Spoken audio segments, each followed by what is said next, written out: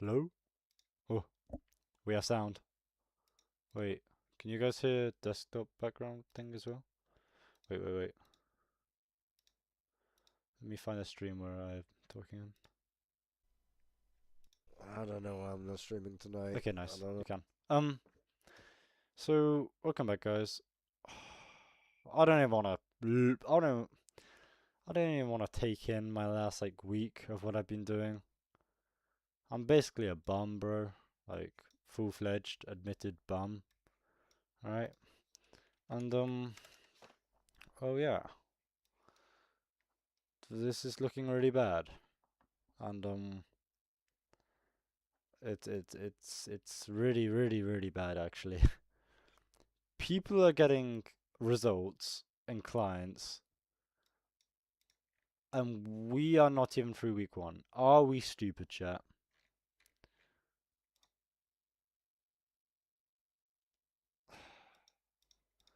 Fuck it, I don't even want to talk about it, bro. Let's just do it. Let's just get into it. Actually, no, I do. I want to ask ChatGPT a few questions. Not because I can't use my brain, because my brain needs help directing itself to what I'm doing. Okay.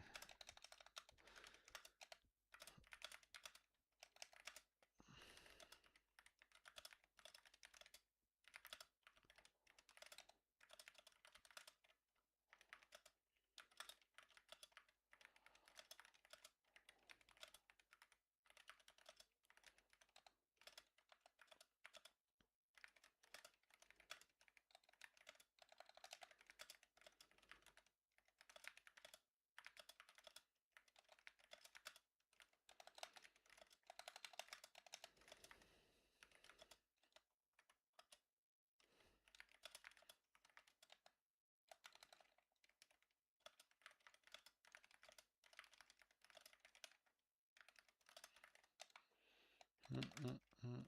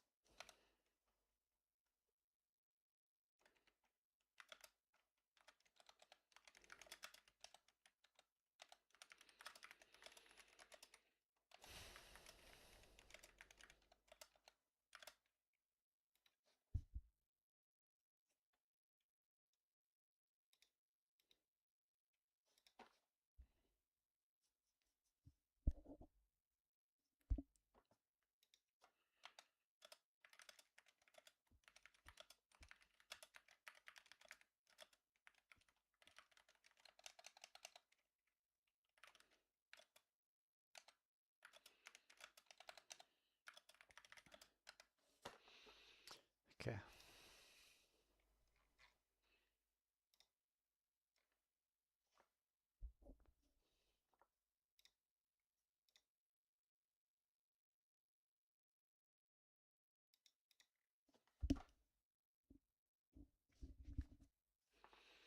Mm, mm, mm, mm, mm.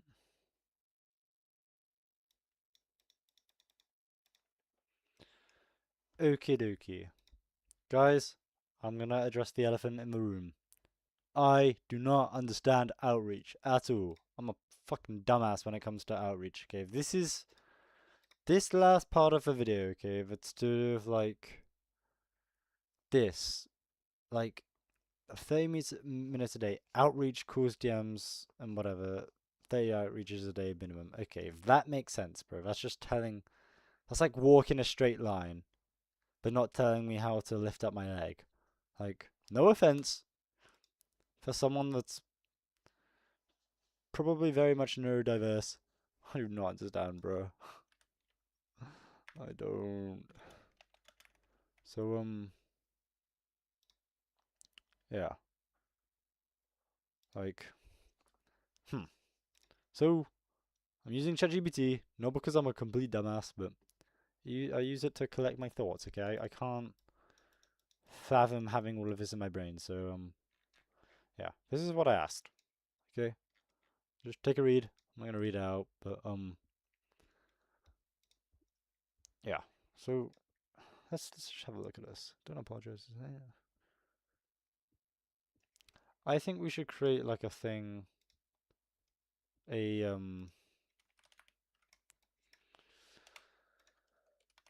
little part of a Google Doc that's like actually sectioned on outreach because I'm I'm lost. I must admit I can't fathom how I meant to ring up, like how to ring up flipping like like people and be like, are you stuck with persuasion and influence? Like I just sound stupid. But anyway, this is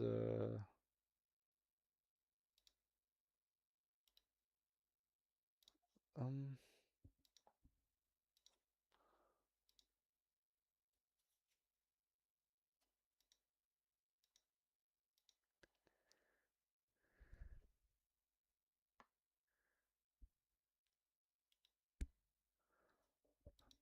um mm, mm, mm, mm.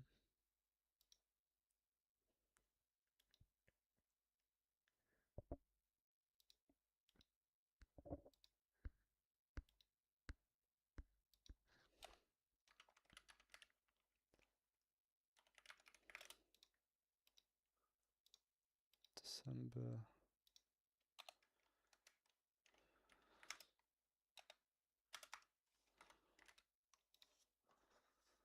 Okay. What day is it?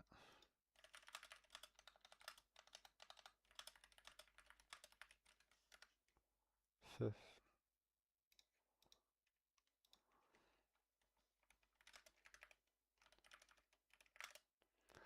This this is very like bums at the moment, but I just want to put a big thing. Outreach.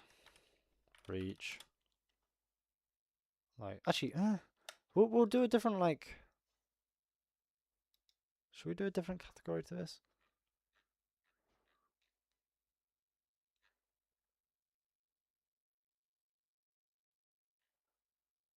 Uh,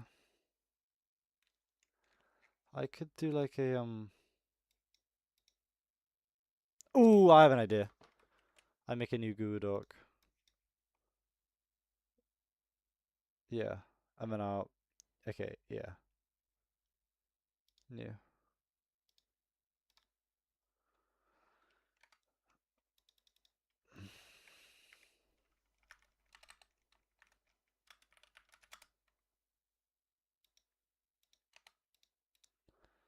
And then copy and paste that and just put it in here.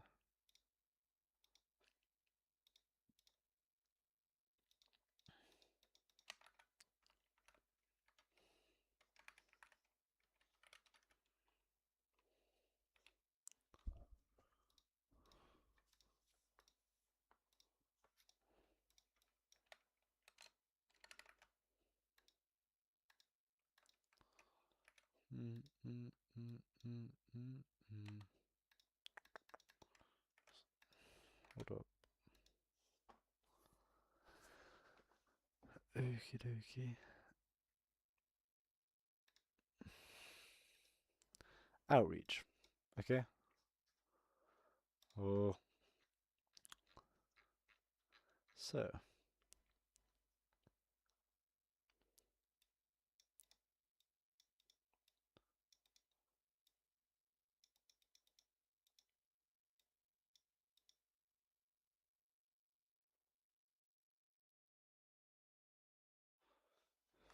Okay.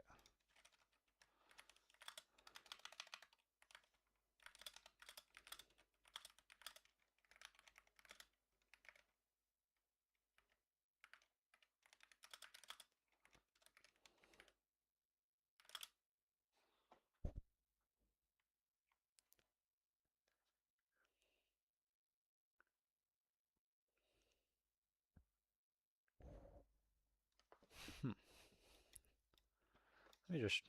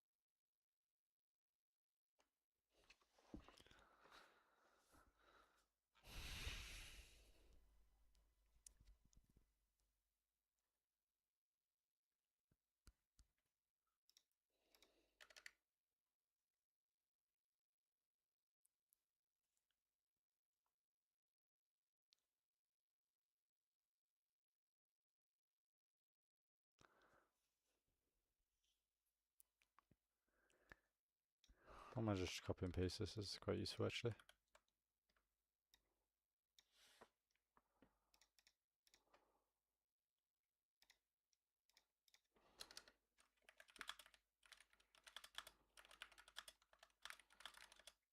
We'll make a outreach V1.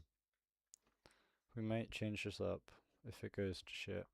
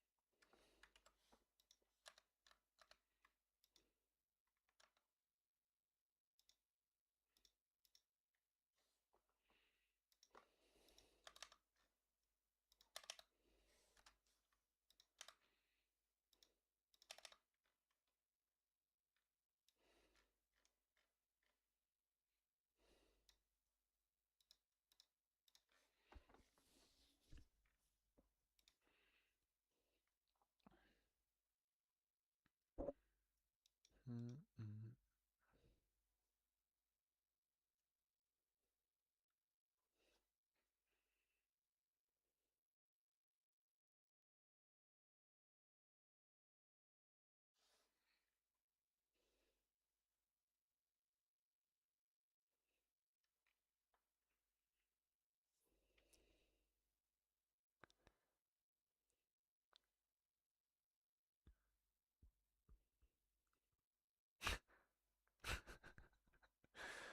Oh, I love ChatGPT.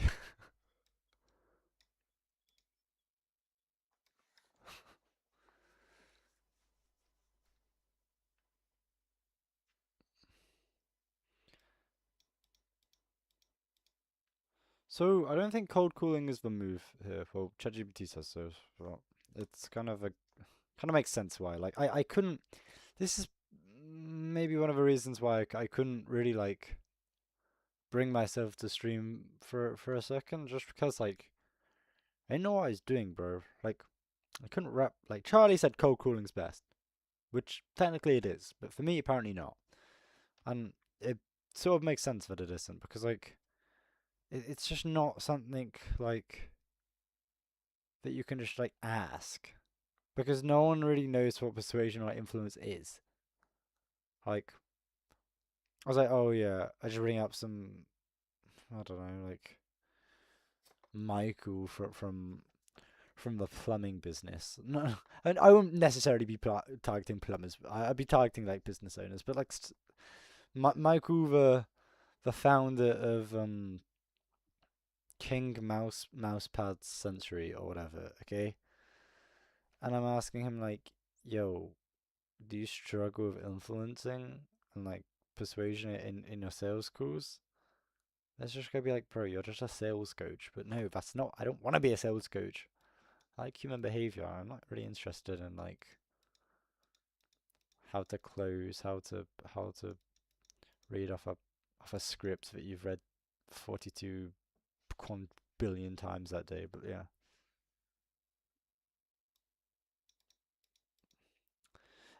okay. I have clarity now. I feel better because it actually makes sense. Okay.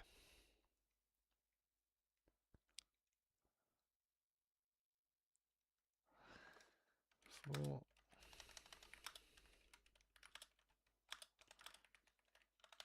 do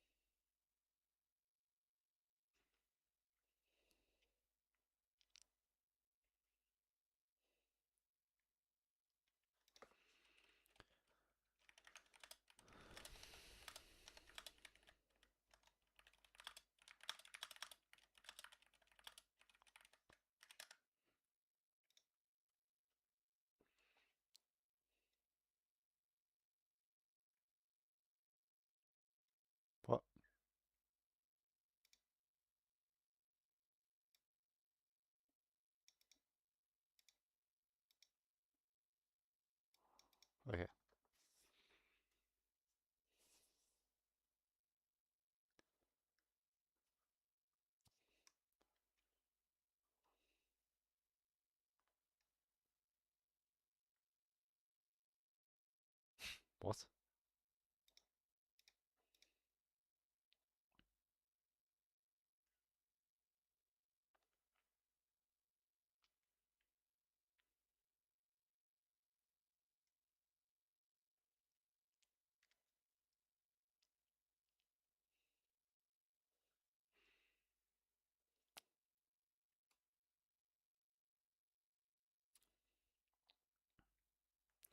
This is a shout. Okay, this isn't even that bad. I feel like Loki, hold on. I feel like a lot of this is like kind of like it's not a one size fits all thing. Like I know Charlie's course is amazing, bro. It's so good, but like I can't really like wrap my head around how cold cooling would work for my niche, but this is good. This is something that this is like street value, okay? This is a good idea. And then go into comment sections and yeah.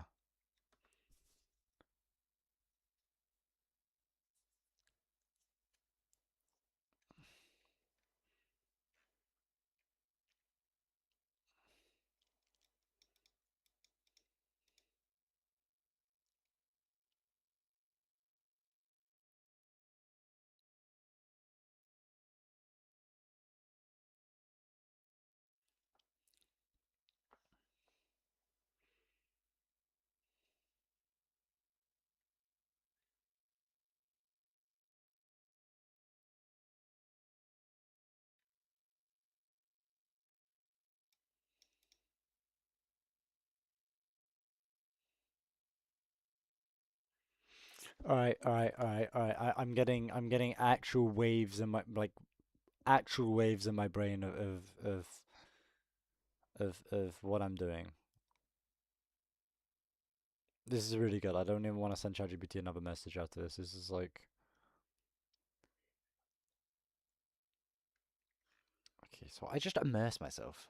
I just I just I just dive deep. Okay. I'll, I'll oh, I don't really want to go on TikTok though. Oh, I'm gonna have to. It's fine.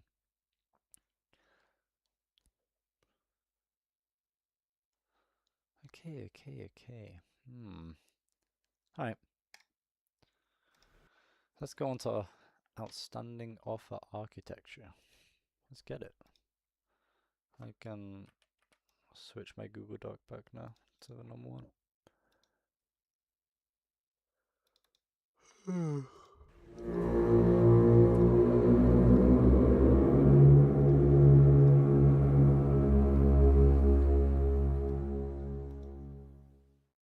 Hey everyone, Charlie Morgan here and welcome to Outstanding Offer Architecture.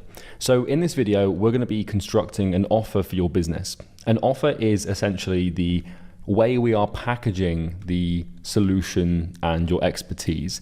And it's the way we package what you do to basically make what you do as persuasive and compelling in a sales environment and a marketing environment as possible. And so the offer is the thing that is market facing, which means that this is what you're going to be using to attract customers. And it's really important. The offer is really the main thing. Once you're an expert at something, and once you're able to solve a problem for someone that's painful, just telling them, hey, I can solve this for you, it can do some work, but it's not persuasive enough. And so what we're gonna do in this video is take what you do and what you know about your market, and we're going to craft what we would call a marketing argument or a sales argument, which is basically a statement, a paragraph, a few sentences that encapsulates exactly what you do in beautiful, concise form in order to encourage people to schedule appointments with you, to buy from you, and to have confidence in your service. Now, a transaction can only occur when the customer or the prospect has conviction or confidence that you can do what you say you can do. And an offer is basically the mechanism that communicates that what you say you can do, and it's going to give people conviction. And so this is really important because without an offer, or at least a good one, your business is going to fall flat on its face. So I know at this point in the training that you're not ready to make an offer yet. You don't know even what problem you're going to solve, and I told you to continue on with the videos, and that's absolutely fine. So this video is kind of designed to watch twice. once now, when you've just come through the first week, you've just finished niche immersion, you're only just starting to do niche research, maybe you haven't even started yet, maybe you're starting now, tomorrow, today, whatever, and you haven't got a problem, you haven't got a solution, and you don't even know what you're becoming an expert in yet, right? In order to build an offer, you need to know what problem you're solving, what the outcome of solving that problem is, how long it's going to take. You need to be an expert, right? So you can't do this yet, but what I want you to do is watch this video and understand it. Don't worry about any of the action items or anything. Understand it, and then when you feel confident enough that you understand the problem and you know what outcome people want, and you know how long things take, you might not be a fully fledged expert yet, but you can come back to this video and re-engineer your offer once you've done that. If you are in a position where you know what problem you want to solve, but you just don't know how to solve it yet, then you can go ahead and make your offer, okay? And this is really important. I'm going to repeat that. If you know what you're going to solve, so the second you find a problem and you validate that problem and you decide on that problem and you find the solution, right? I.e., you kind of know what to do to solve the problem, but you're not an expert yet. Like you've just finished your market research, basically. Then you qualify to build an offer. So you don't need to become a fully fledged expert in order to build an offer. What matters is that you know what people want and you know what to position to get them to buy, and we'll worry about building the expertise and actually building the thing in the future once it's built, okay? So without further ado, let's get into it. So here's what we're going to cover. So first of all, create as if you are, and then explaining offers, offer power, common offer mistakes, offer structure, visualizing offers, business model, risk reversal models, offer construction steps, pricing your offer, and offer pricing worksheet. So we've got quite a lot to cover in this video, including a couple of very important steps. So I'm actually going to walk you through like step by step how to build these things. But before we do that, we need to get some understanding.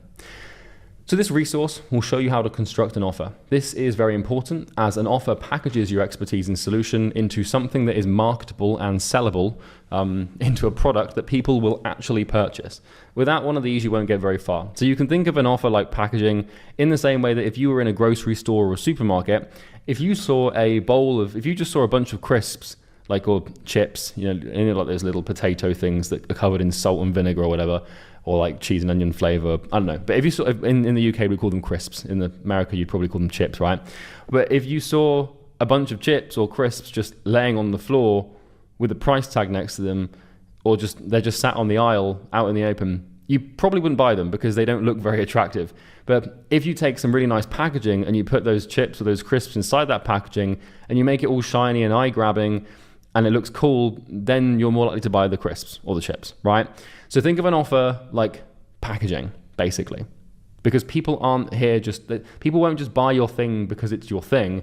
They'll buy it because you make it seem a certain way. And that's just called marketing. So the first thing here is to create as if you are.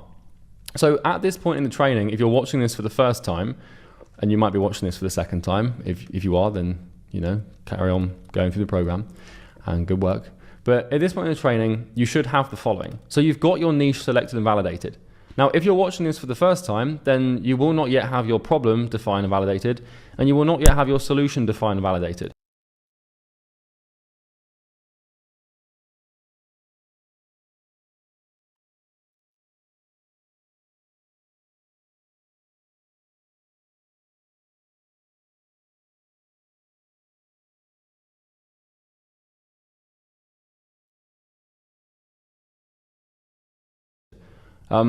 Because if you're watching this for the first time, then you are yet to discover a problem and validate that problem, let alone start to even understand how to solve that problem and actually validate a solution. If you're watching this for the second time, then you should be in a position where you've done this thing and potentially this thing as well. Okay, but this thing's the main thing. And this is okay. It's designed to be watched twice, like I said. So you can watch the video now for your first time without going through action items, just to get a grasp of offers and what to expect. And we want to keep you moving through the program. So I don't want you, like I said, to be doing niche research for the next 2 months and just hiding behind your keyboard making pretty diagrams and notes. We actually want to continue taking action on this thing. So once you've finished your niche research and have landed on a proper problem and validated that problem, which should be in the next 2 to 8 weeks, then you can come back, watch it again, and complete the action items. Only once you have found and validated this problem, can you do this, right? So once you've found the problem, you still won't know how to solve it, but that's what week 3 is for. So all we're trying to do, like you can come back to this video once you can tick this box. So the second you've found and defined and validated a problem, you can tick the box. And then we're going to create the offer, and then you're going to be like, well, I don't know how to solve the problem yet. I don't even know, I don't even know what the hell I'm doing. Well, that's fine, because we're going to get into the solution in week 3, and I'm going to show you how to become an expert. But you don't need to be an expert to create an offer. You just need to know what people want, and then you can build your expertise around the need and desire of the market. And the main thing is, when creating your offer, you create the offer first based on what the market wants or needs, and then you develop your skills to deliver that offer. So you do not try to build an offer around what you can do right now, because that won't work. So the reason you want to build the offer before you even know how to solve the problem, because it might sound counterintuitive, but all that matters is that we are offering people what they want or need. Our skill set and our expertise at the present moment in time has absolutely nothing to do with it. So you don't build an offer around your skills and your expertise. No, right? You build an offer around the wants and needs of the market, and then you build your skills and expertise around the offer. If you do it the other way around, you're going to create an offer that is fundamentally restrained by your ability, which means that you're not going to make something very good, depending on where you're at right now, no offense, right? So your skills and expertise should be developed to meet your offer. Your offer should not be developed to meet your skills and expertise. This is a huge mistake people make when starting a business, is they ask themselves, oh, what am I good at? I can't really do this very well, but I'm just going to offer this kind of crappy thing that no one really wants because it's all I can do. And then they go out and they try and start a business. No one buys it because, well, they don't care. And then they're in trouble. So because of this, the second that you've defined your problem and validated it, you want to craft your offer and do it in a way that is extremely compelling, even if you don't know how to deliver on it just yet. Okay? And this is going to be weird because, you're going to start to be writing down promises about outcomes and timeframes that you don't even know if it's possible. You should know if it's possible because we're validating the problem, right? But you don't even know how to do it. And this can feel very strange and weird, but your offer should force you to learn, become an expert, and get good. So you must meet the market where it is, because it will not meet you where you are, okay? The point I'm making is you have to stretch yourself and expand your horizons and knowledge to meet what the market wants. You can't just be like, oh, I'm going to offer this because it's what I can do. No. So when you found the problem, come back here, you can tick this box. You won't have found the solution yet unless you already know how to solve it. Maybe you do. If that's the case, then you've saved yourself a lot of hassle. But what matters is you find the problem. And we'll worry about the solution later. For now, it's just the offer. So, in summary, when crafting your offer, craft it as it is. Even if you are already the best in the world, craft it as if you are already the best in the world at your thing and are a true expert in what you do, even if you aren't. Because you will learn, and your offer creation cannot be constrained or must not be constrained to your skills, expertise, and experience at present. Okay? So this is the main thing. Craft it as if you're the best in the world at your thing. Don't worry about whether or not it's possible. Don't worry about how long it's going to take you to learn. Don't worry about whether or not it's good, because none of that matters. The only thing that matters is, does your market need or want this? Okay? So now that I've got into that, let's actually explain what the hell an offer is. Because offer is like quite a loose term. And, in the world, we use the word offer for lots of different reasons and lots of different, things in business. So in the consulting world, and I'm just talking in the consulting world here, right? Because, in e-commerce, this might be different, but other places it might be different.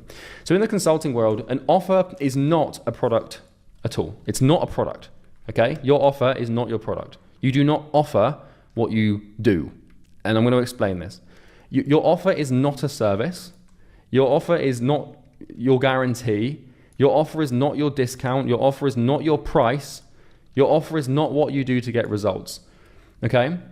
You need to get this through your head. These things are not what you're selling. Now, yes, in theory, what you are transacting for money is a product or a service, right? But these things these things don't make up the offer. You don't go to your market and say, hey, I'm going to do this for you. No, you say, I'm going to get you this outcome, okay? Now, I know this might sound a bit backwards, but to understand this, we must revisit the gap. So you should remember this diagram, and by the way, if you haven't watched week 1 from the beginning, then you should do that, because everything we're gonna, if you don't recognize this diagram, you're already in trouble, right? So please make sure you've watched the previous videos. But remember this, people don't buy products, services, guarantees, discounts, all because of a certain price. They don't buy the price, they don't buy the discount, they don't buy the guarantees. Now, they might do this in a different industry, like a car, like an automotive industry, or the e-commerce industry, or the massage industry, I don't know. But I know that in the consulting world, people don't buy because of these things. They might, these things might help, but it's not the main thing. They don't buy what you do. They don't buy Facebook ads. They don't buy coaching. They don't buy courses. They don't buy marketing. They don't buy information, and they don't buy consulting. They buy the outcome. They buy the result, and they buy the desired situation. Remember, you do not sell what you do. You sell the outcome of doing it. You do not offer what you do. You offer the outcome of doing it.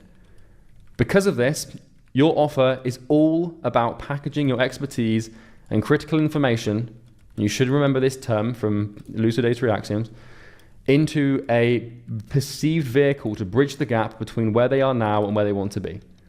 So just to give you some examples to make this concrete, so what's more compelling? I'm going to help you run Facebook ads for your business.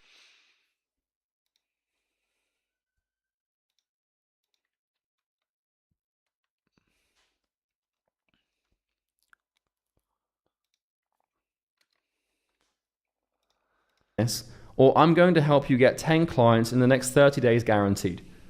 Because Facebook ads might be what you do, right? But it's not about what you do. People don't buy Facebook ads. Now your argument could be, yeah, well, but they do, because that's what I'm selling them. That's what. No, you need to get this through your head.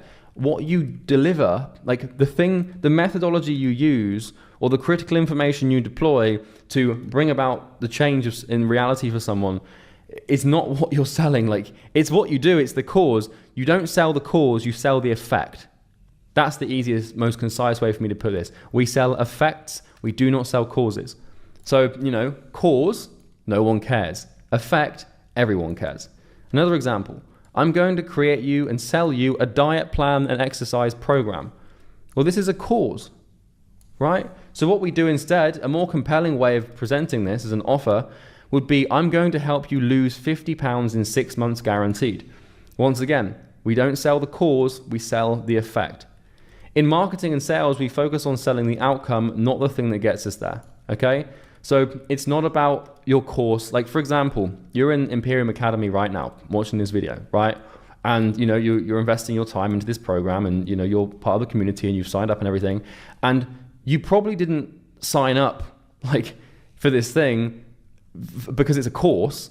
You probably didn't sign up because it's information. You signed up because you thought it could get you from where you are right now to where you want to be. You weren't concerned with the cause, you were concerned with the effect when you made the purchase or when you made the decision to come on board, right? So as you can now see, offers are not what they seem, okay?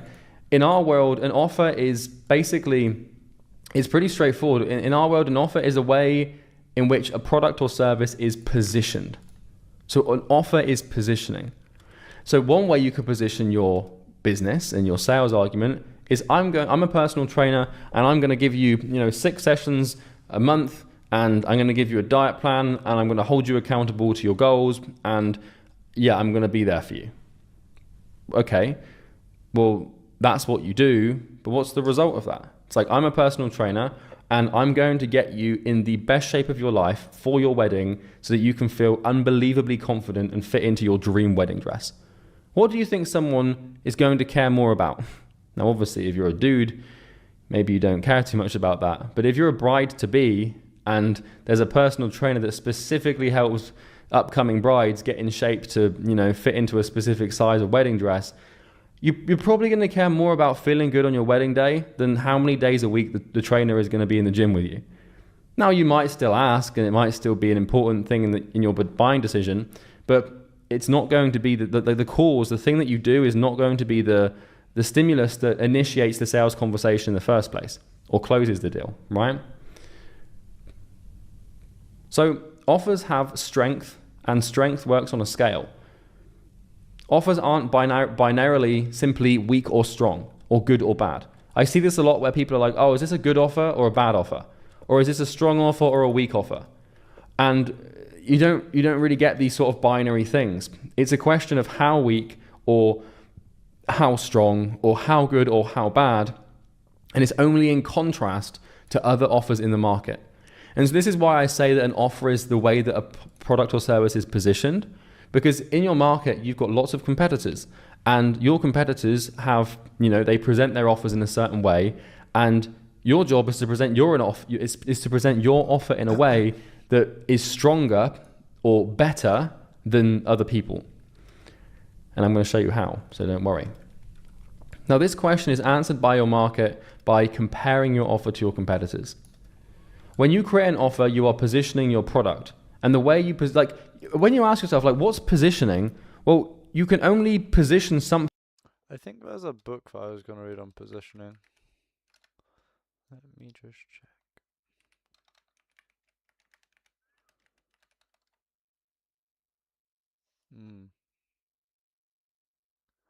There was.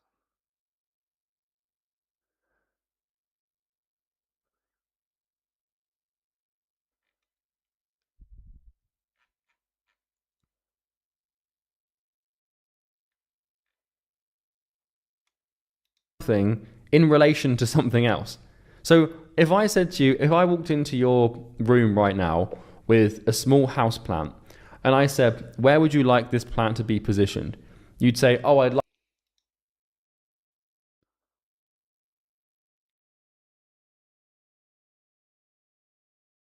like it to be positioned opposite the window, or I'd like it to be positioned on the desk, like on the right-hand side opposite the door, or I'd like it to be positioned next to the fan.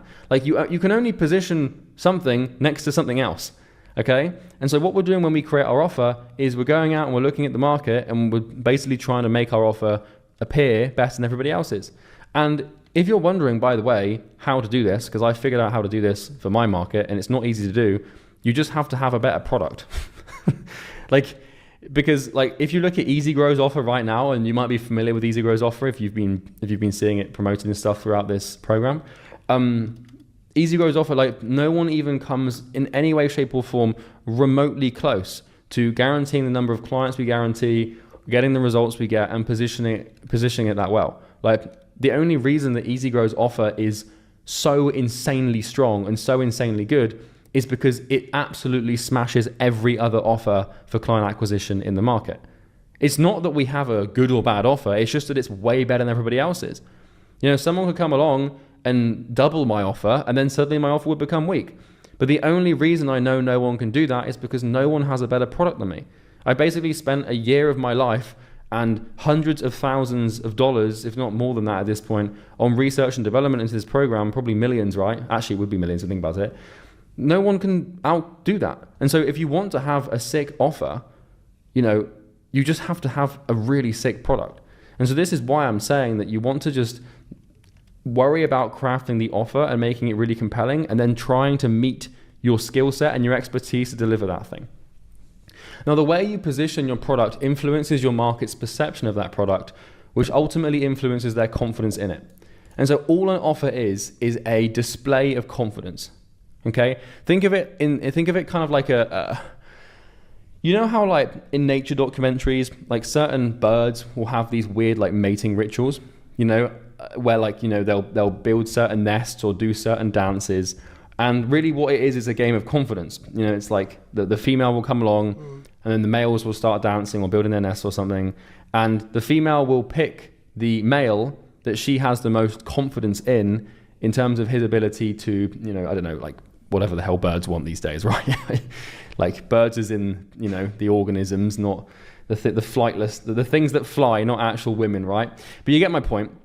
Who knows what female birds want these days, right? Whatever. But the point I'm making is that your offer is kind of and this is going to be an extensive metaphor that I hope doesn't get clipped on short form content.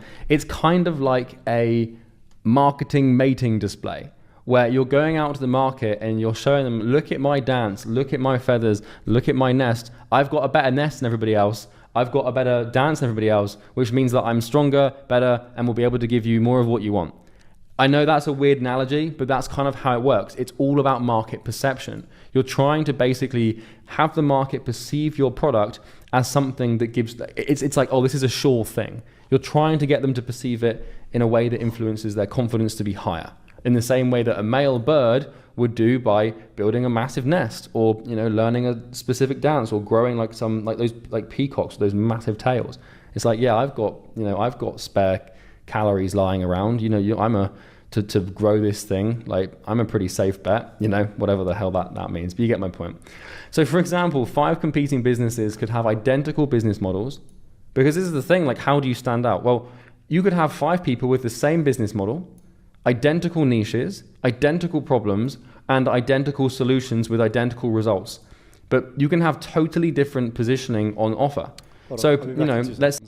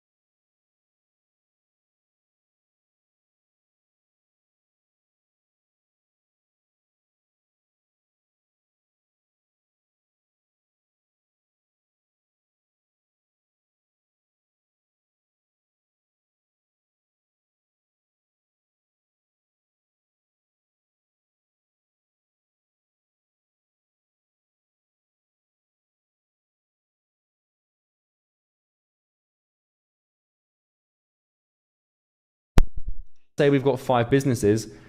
Like, one of them can have a really strong offer, but it's only strong because the other ones are weaker than it, right? And so the above examples are only weak or strong when contrasted to each other. Offers aren't good or bad only when compared to other offers made by competitors. Now, because 90% of people in the online space don't understand offer creation, you can gain a really big business advantage. You can have the same business as somebody else and even get the same results and make more money than them just by positioning what you do in a slightly better way. Now note, offers succeed when they inspire certainty and position products as vehicles or pathways to escape current situations and achieve desired ones. And offers succeed when they are unique and force the market to perceive a product or business in a different, better way to competition. Niches and markets do not saturate, offers do.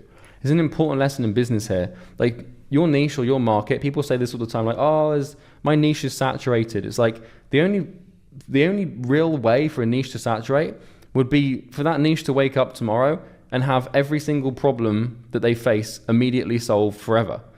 And that doesn't happen.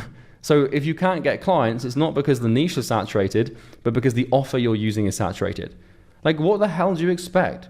If you just rock up to, if you just go along to a market and then suddenly you start, copying other people's offers and doing the exact same thing as everybody else, well, of course you're not going to get clients. It's kind of like, how the hell are you going to pick? It'd be like if you it's like, imagine going into a theater or a cinema, not a cinema, but you go into a theater with a big stage, okay? And there's 50,000 seats in this theater. And Everybody in those seats is your market, right? It's your niche. You've got 50,000 people sat down, okay? And then on stage, you walk out with 5,000 of your competitors. And your job is to stand out from the crowd.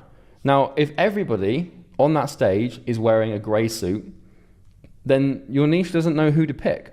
Like everybody in the audience, they don't know who to look at. They don't know like who to pick, whatever. And then let's say that you come out in a bright blue suit. Well, suddenly you stand out and you look different to everybody else. And sometimes that's all you have to do, you know, in order to actually get people's attention and start working. You know, or say that everyone starts singing and they all sing the same note, but you just sing it way better. Like you're going to stand out. Like if you're singing the same song as everybody, but then there's like one voice in the crowd of those 5,000 people that's just hitting these notes beautifully, they're going to stand out and the market will know who to pick. And that's exactly what I've done with EasyGrow. There are hundreds of client acquisition programs that say, I'll guarantee you 3 clients, I'll guarantee you 100 appointments, I'll do this, I'll do that. And like, we just came along with EasyGrow and we just put a blue suit on. We were like, I don't even want to look anything like these guys. And it worked. And it's made us tens of millions of dollars. So offer power. Do you actually need one? You might be thinking, well, do I need an offer? Like, what's the point? Well, offers are incredibly important. So here's why. So first of all, rising tide. A rising tide raises all ships. In client acquisition, your offer can quite literally improve every single metric and system you have. Your offer alone can move your sales conversion rate by 10 to 40%. So sales conversion rate is basically like the percentage chance you have of closing a client that actually comes on a call with you for a sales call, right? It can improve your show up rate by 10 to 40%, which is basically the rate at which people show up for the appointments they schedule with you. And don't worry about these technical terms, we're going to get into them in the sales module. But it can also improve your appointment booking rate on different systems by 5 to 10%. Just by fixing this one small thing, you can fix everything. It's an asymmetric advantage, meaning it takes a small amount of time and energy to put into it, but massively, massively disproportionate returns in return. And so this is what this means. Just by nailing your offer, you can make everything in your business work better. And persuasion, the more powerful your offer, the less persuasive and skilled you need to be to acquire clients. Learning how to become persuasive takes years of daily practice and doesn't come naturally to lots of people. Creating a good offer takes a few hours and gives the same, if not better, returns. If you don't have a good offer, you'll need to persuade even more. So, you know, if your offer sucks, you can still make money if you're an incredible salesperson. But I'm assuming that, you know, you haven't got 15 years of sales experience under your belt. And even if you do, like if you have a good offer, it's going to be like candy from a baby. So, yeah. Of course, the best thing to do is be persuasive with a good offer, but we're going to teach you how to do both those things. And making it easy. Good offers make client acquisition easy. If you create a sales argument or an offer that cannot be defeated, then you will close deals. Like if you look at EasyGrow's offer, it's kind of like, how could you possibly say no? It's one of those offers where it's just like in the marketing world, it's called a no-brainer. Like a no-brainer offer. Like to not buy, you'd feel stupid, you'd feel dumb, and you would be because it's like, it's such an insane offer and it's such an insane return with such insane results and track record, and you know the risk reversals there. Like if you hop on a call for EasyGrow and you're a fit for EasyGrow and you don't buy EasyGrow, it's like you need like a lobotomy or something. And this happens, you know, obviously people come on and they're not fit and they don't buy and they get scared or whatever, but when you look at the offer for EasyGrow, for example, which I'm just giving you as an example because it's kind of literally what I'm teaching, I'm practicing what I'm preaching right now, you can't really say no to it, you know, because it's so compelling. You want an offer that is so good that no one would say no. It would make them feel stupid or like they're an irresponsible person. If you position what you do in a way that makes them feel as though they can be certain and have extreme confidence in your product to get them what they want, it's impossible for them to say no. Now, some mistakes. These are really important mistakes because we're going to talk about how to create your offer, but before we do, you need to avoid doing these things. So you're going to be tempted to fall into these 5 things. So please don't, because if you do, then you're going to screw this up. So there's 5 common mistakes people make when creating offers. The first one is copycatting. So remember that an offer is a way to position your product in a way that is so different from the competition that you stand out and cannot be rejected. Most